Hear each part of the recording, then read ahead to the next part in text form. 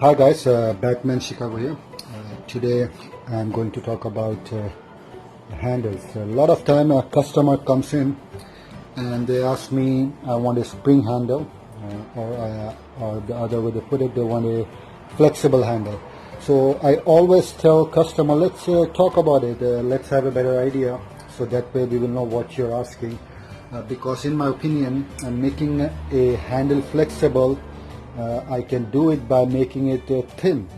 Cane is flexible, and also it has rubber inserts, but also in the market a lot of people also insert the grips. When I talk about grips, I'm talking about bad grips. So pretty much this is what I'm talking about. Rather than using a thin layer of cork and rubber, they use a grip. For example, this handle, we can see how much flexible it is. So pretty much what they try to do is they try to put a grip, not one but two rubber inserts and two regular inserts. So when the surface is not flat, it's not going to stick to wood. Especially rubber and wood always have a weaker joint, but if you don't use a flat surface, it's never going to be glued together. And for that reason, your handle is in layers, and that will give you more flexibility, and also it will break more often compared to the regular cane handle. So you can see the flexibility on a rubber insert handle. Also you can make it thin, and here is a decent medium to thick handle. You can see there is no flexibility. If I move it out, it's coming out of the jig, but the vise, but it's not flexing that much. But you tighten this a little bit, that's the most you will get out of it. Also, flexible handle will also give you false feedback. And now you will ask, what is false feedback? So let me explain a little bit better. If you're driving a sports car, the suspension on the sports car is a little bit stiff compared to if you're driving a Camry. So stiff suspension will give you a better feedback. It will tell you the road surface, is it gripping better, it is rough surface, is it wet surface. And if the surface is, if the suspension is soft, it's not going to give you any feedback. You will always think, oh, the road is good, it's as usual, you know, dry, wet. It does not give you feedback. It goes same with the handle. If you put this much flexible on a flexible handle by putting an insert, it's not going to give you the feedback that you did not middle the ball. It will give you a false feedback that you are middling every ball, even if you hit the toe or top of the bat.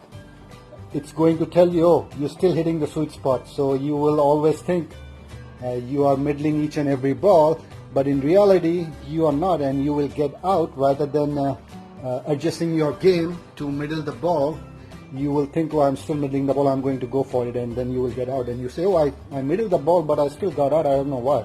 But that's what I'm talking about. It will give you a false feedback. On a good quality handle, if you do not middle the ball, the feel will be a little bit harder. So it will tell you, oh, you can tell I didn't middle the ball, so let me fix that. Next time you will try to adjust your game to middle the ball, and that way you don't have that false feedback. So that way you will stay on the wicket and try to improve on that, and then make big scores. You know, I always say that to my customers, so that way they will have an idea. They also talk about 7-piece, 9-piece, so let's talk about that also.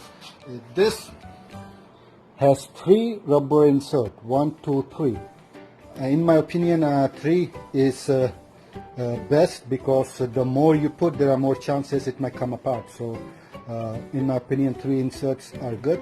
Typically this will call 7-piece cane handle. Why? Let's count.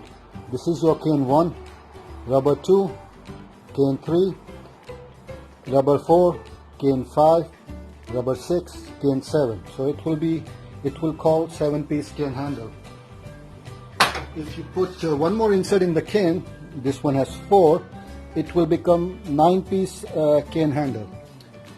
Cane 1, rubber 2, cane 3, rubber 4, cane 5, rubber 6, cane 7, rubber 8, and cane 9. So this is a 9-piece cane handle. So always keep that in mind. You know, the flexibility also, you will lose the force, you know, the rebound, the impact.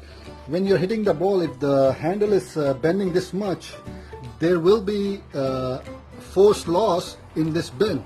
What I'm trying to say is the force is lost over here, so it's not going to transfer to the ball.